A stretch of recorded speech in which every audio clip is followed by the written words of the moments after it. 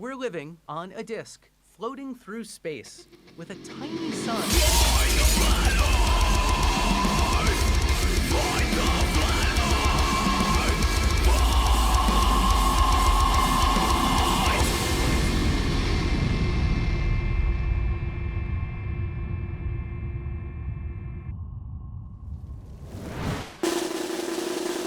A solar eclipse will happen every single month.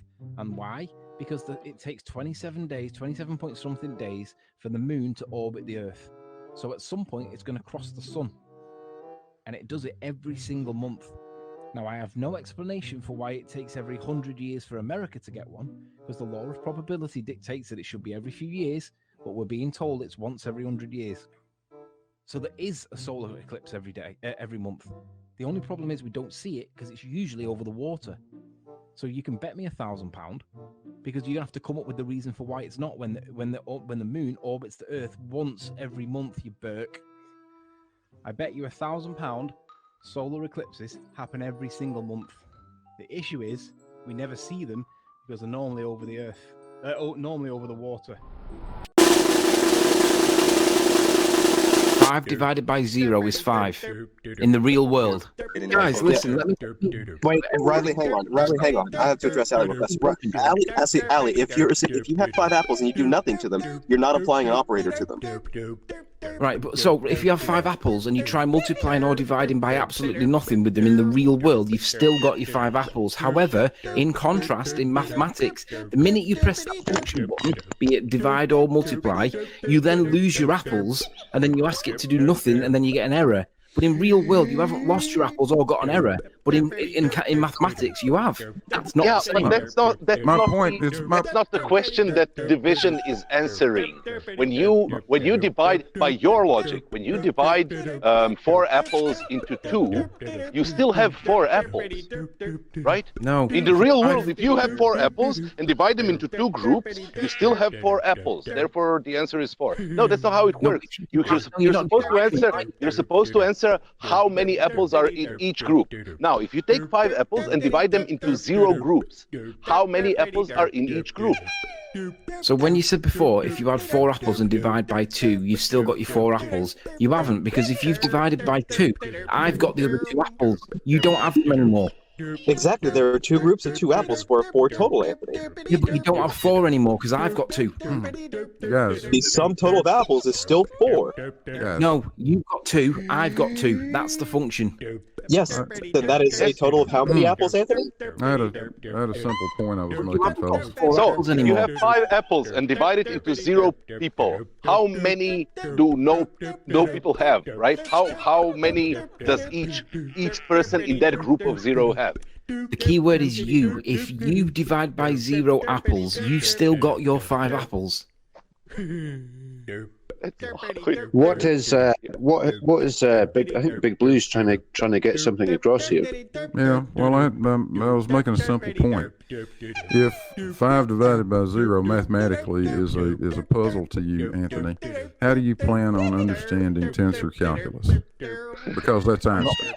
I'm not planning on understanding tensor calculus. Why is that a red herring? It's not a red herring. You're trying to disprove somebody using their own math, but you don't understand 5 divided by 0. Yeah, listen, that's my if you divide by anything and then you divide by nothing, you've still got your 5. Passage of time is a perfect example of that. Or manipulated by the researcher. No, varied or manipulated by the researcher. It is or, not the word and. An independent variable is a variable that stands alone and isn't changed by any other variables that you are trying to measure. It doesn't matter what you're casting that shadow, dude. It's the fact that it's cast in shadow to begin with. That is the only thing we fucking care about. You've got to cause it by manipulating it. And if you don't agree with the phraseology of this one, let's see whether overall, the overall story from all of the citations... So you're literally saying that a shadow cast by a person is different than a shadow cast by a tree or a building. I'm saying that you've got to cast... I'm saying that when you put the red spot on the dot on the wall and you claimed the 4 degrees, and I said, yeah, but there's not really a control there to prove that, is there, right? You claim that as a... I'm literally Don't asking you. come on, Reds, shadow don't equal interrupt. Shadow. I'm literally asking you the shadow equals shadow here. But apparently the shadows are different according to you. How? Please explain that to me. I'm trying to, but you keep interrupting. Oh. Well, if you claim that the laser pen caused a 4-degree increase in the temperature, I want to see the same thing being done to cast the shadow by proving that when you cast the shadow by causing a summit, whatever, that it goes up. Because, or down in your case, because you said that the direct moonlight was warmer than the shade. Well, I want you to demonstrate that by proving, by causing a shadow yourself, and then demonstrating it with your thing. And that's the same standard, but in reverse. Well, keep in mind, Anthony, that 2-degree difference I picked up with the shade side being colder was over a 2-hour period. It's not going to be something you're going to spot instantly. But that's not what you said before. Get that video back up. Let's see what you show. It absolutely is. The moon has been shining on the west side of the building for 2 hours when I took that video. Yeah, During the entire night, it never once shone on the north side of the building. And there was only a 2-degree difference, with the moon side being warmer. Sean, can you please present the video with the laser pen that you demonstrated before, please? Which has nothing to do with the moonlight one. It does, because you're demonstrating a direct cause and effect relationship, right? I want to see that, and I want to see what happens with your camera when you put the laser on. You see an immediate temperature increase in one specific spot. So you manipulated that by putting the laser on it. So what I want you to do in reverse, to support your claim that the direct moonlight is actually warmer than the shade, I want you to cast a shadow and show what happens when you've cast the shadow, and see and support it with your probe, because that will show the effect that you claim is there. And again, the shaded side of the building that had no moonlight at all for 2 hours. I don't care, that's correlative, Sean. But you're asking for shade. I'm giving you shade for 2 hours. No, I'm asking you for shade that you manipulate yourself. It's still shade. It's not shade you've manipulated yourself. It's still shade though, and you wonder yeah, but why it's correlative. Stop running for dumb fuck of the year because you're making. So just answer me this, Riley. Just answer me this. No matter how correlative it is, why is the moonlight side of the building warmer than the shaded side when the claim is moonlight makes things cold? Who cares? It's outside of scientific. Now you don't care because it shits on your claim? No, it's outside of scientific method because you're not manipulating it yourself. It isn't. Oh yeah, like density tower. Yeah. Yeah. So we'll take the cherry tomato that's in the middle, just because it's in the middle and it's a solid. Now, what we can do is we can use any of these layers, liquid layers, and we can give them a value, right? We can call them numbers. We can call them anything that denotes like a rank. So you can call it, say, 6, and then not put units to it. Or you could put units to it, and we can call it unicorns. But we know that it's sat in a relative position, relative to the mediums that are around it. Let's give the cherry tomato, say, 5, and the medium above it is 4, and the medium below it is 6. We know that cherry tomato finds its equilibrium at the state 5 that we've called 5. Why? We know that if we take the cherry tomato out and put it back in again, it's going to go back to the same place. It's not going to be in 6 or 4. Sorry, it's not going to go 6 or 4. It's going to go back to 5. Agreed? Anthony, that's a gradient of pressure. No, it's a density gradient, Craig. Yeah. What's it caused by? The density itself. All the relative densities relative to themselves. Pardon? What's density? The amount of matter in an object. It's density of force. It clearly is a force. You're literally looking at it. You're literally looking at it right now, Craig. You've got no answer for it, that's the problem. No, I do. The answer's the same on both models, but I'm not getting into it. We're trying to satisfy the definition of atmospheric pressure by satisfying the mass part for weight. If you can't satisfy mass for weight, then you don't satisfy the definition for atmospheric pressure, and your model does not do what your model claims it does. So where do we get mass from? Okay, Newton's first law. All mass is inertial mass. And inside a gravitational field, all mass is gravitational mass. All mass is accelerating downwards at 9.81 meters per second. No, that's not Newton's first law. Certainly is Newton's first law. No, it isn't. Newton's first law of motion is an object in motion will remain in motion unless acted upon by a force, or an object at rest will remain at rest unless acted upon by a force. Which is quite literally the law of inertia. That's not the way you worded it. That is not his law. You need to use the words. The law of... No. That is the law of inertia. Right. my friend here that's not you talking, and you were asked not to talk because it was supposed to be gently and I, has incorrectly cited Newton's first law of motion. Newton's first law of motion is an object at rest. Can you stop interrupting, please? You were asked to go on mute. An object at rest remains at rest unless acted upon by a force. An object in motion remains in motion unless acted upon by a force. You did not read that, or you did not cite that when you said Newton's law, first law. What did you say about Newton's first law? Newton's first law is the law of inertia. Now, if you would like to Google what is the law of inertia, I think you'll find it is Newton's first law. Newton's first law is not Newton's first law of inertia. It's called Newton's first law of motion, and as I've correctly cited on demand, it is an object in motion will remain in motion, in the same way an object at rest will remain in rest unless acted upon by a force. You have not got your laws of motion correct. Sorry.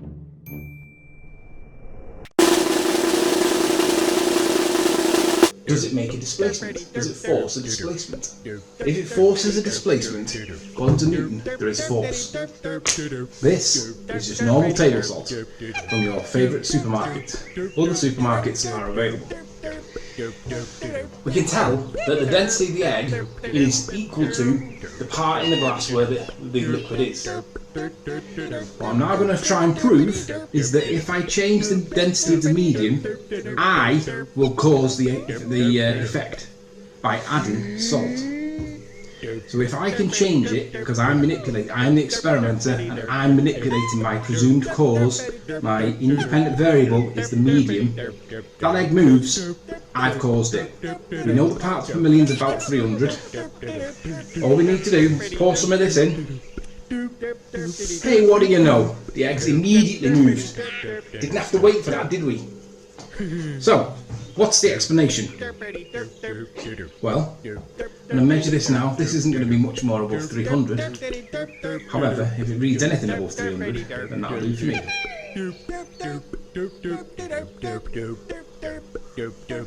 How do I reset? There we go.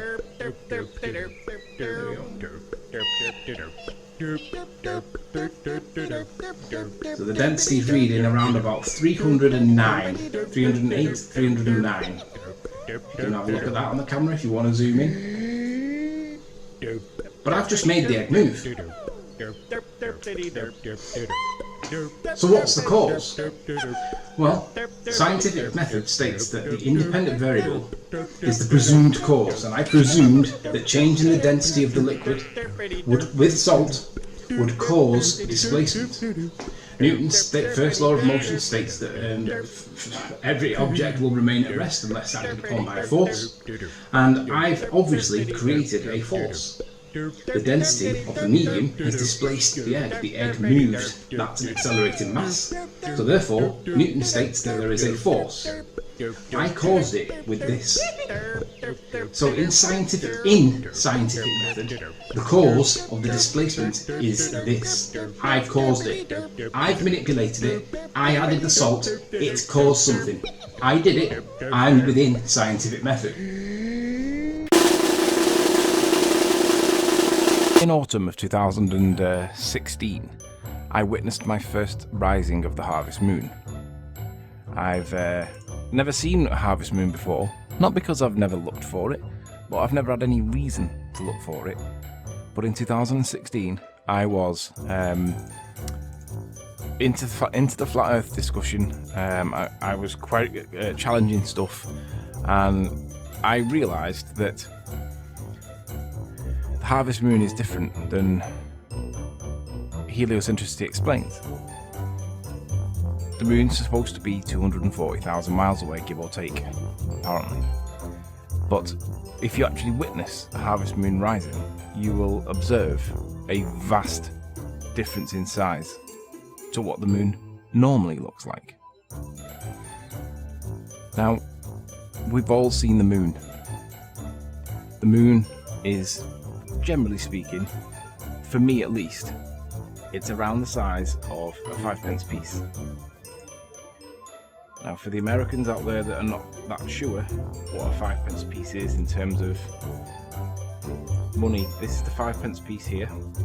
It's a small coin.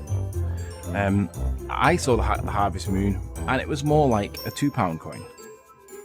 the £2 coin is obviously significantly bigger. How much bigger becomes a bit of an issue, because when I make the statement, it appears to be 8 to 10 times bigger than normal, I actually mean it's about 8 to 10 times bigger. It might be 6.7, it might be 10.2, but in any event, it's significantly bigger. Paul Michel Foucault, the guy we all know for the pendulum effect.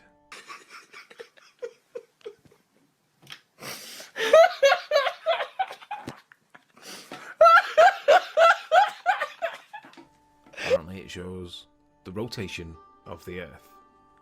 What do we know about Foucault? Not that much really. French, pendulums, that's about it. That's all we know about him. This is the guy. He died in 1988, 1984, aged 57. Does anybody know what he died of? I didn't know what he died of. Presumably old age. There's not that much in it, but for the fact that he was gay, openly gay, he died of HIV, and that's about as much as you can tell. Everything else in here is generally not that, not that interesting. There's not that much in it. One thing I want to show you is that if you do a Control and F in here and type in pendulum, no mention of the pendulum. Foucault's pendulum is supposed to show the rotation of the Earth. Wouldn't you think that if that was true, it would at least get a mention in his Wikipedia page? So let's try another one. We have the Macmillan British Dictionary says mass, and then it says in plural masses, which again is my position. This is supporting my assertion that mass is the singular molecule. It's not the collective, it's the singular. Masses, plural, a lot of. Well, we know that there's a lot of particles there, isn't it? There's got to be plurality there. There can't be singularity, can there? Even if it's inside a box, which would be our position. So, again, let's go back to the next one. Columbia, doesn't say anything there. It's to do with religion. Oxford, oddly, doesn't say anything there. Cambridge Dictionary, it says a larger amount of something that has no particular shape or arrangement. It doesn't say some things, plural. It says something. So that something would be one of these. It wouldn't be all of these, because that would be some things, plural. Okay? So I've gone through there. There's 4 there, 5, 6, 7 there, 8, and then there's a base. That's 9. 9 things there that indicate that mass is singular. Masses would be plural. This is devastating if you believe that atmospheric pressure is the explanation on their model, because even if you've got gravity, and you haven't really got gravity, have you? It's not bendy space-time, but even if you've got gravity, that ticks that bit there. But you need the mass bit, and you haven't got the mass, because it doesn't say masses, it says mass.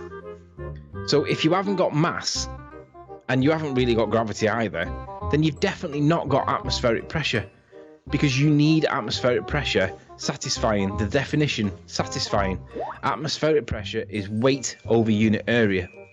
Well, you haven't got weight, so therefore you haven't got atmospheric pressure. And that's before you even get to unit area. If you look up what area is, it doesn't even apply to this, because area is defined. There is no definition to an infinite vacuum of space, is there? And that's what they tell us that we're living in, an infinite vacuum of space. So atmospheric pressure is equal to weight over unit area. Unit area isn't a unit area when it's infinite, and weight doesn't have any mass to it, even if we give you gravity. Atmospheric pressure seems to be nothing more than a calculative correction to their model for them realizing that they don't have gas pressure. Anthony, if a triangle has the sides 1, 1, and 1, do you know what the angles of the triangle are? Which kind of triangle are you on about? Are you on about like a right angle triangle?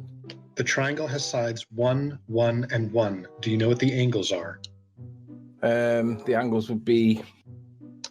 Well, it would be an equilateral triangle, wouldn't it? Right, so what are the angles? Now I'm going to ask this again. If you have a triangle with sides of 1, 1, and 1, what are the angles? I'm gonna pull up a triangle calculator. Let's do this again. Anthony, a triangle has sides 1, 1, and 1. What are the angles? Is somebody recording this? Because this is just priceless. Well, the one I'm using it's not giving me any when I do it. So either this calculator is wrong or you're wrong. We have a triangle with sides of 1, 1, and what are the angles? Yeah, so that's an equilateral triangle, right? Right, so what are the angles? Does that work on a right angle triangle? The sides are 1, 1, and 1. What are the angles? When is that ever used in astronomical calculations for measuring trig? Fight the fly, fight the fly, fight the fly.